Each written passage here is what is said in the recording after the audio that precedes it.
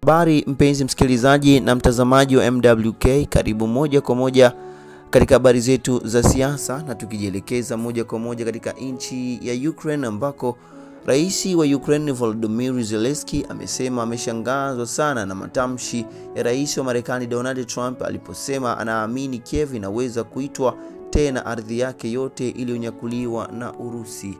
Hata hivyo, akizungumza Jumanne, Trump alisema Ukraine inapaswa kuchukua hatua sasa, wakati ambapo Urusi inakabiliwa na matatizo makubwa ya kiuchumi. Kulingana na Trump, kwa msaada wa Umoja wa Ulaya, Ukraine iko tayari nafasi nzuri ya kupambana na kushinda.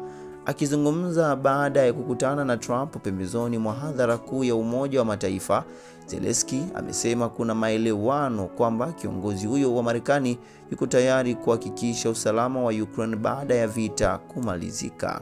Matamshi hayo ya Trump yanaashiria mabadiliko makubwa ya msimamo wake ikilinganishwa na ule wa awali. Mkuu wa sera za kigeni wa Umoja wa Ulaya, Kaja Kallas, amepongeza mabadiliko hayo ya mtazamo wa Trump katika mzozo wa Urusi na Ukraine, huku vita vikiendelea kuripotiwa na mandege makubwa yasiyokuwa na rubani kuendelea kuzua katika anga ya Ukraine na Urusi. Hii ni MWK na mimi ni Eric Nelson. Kweli.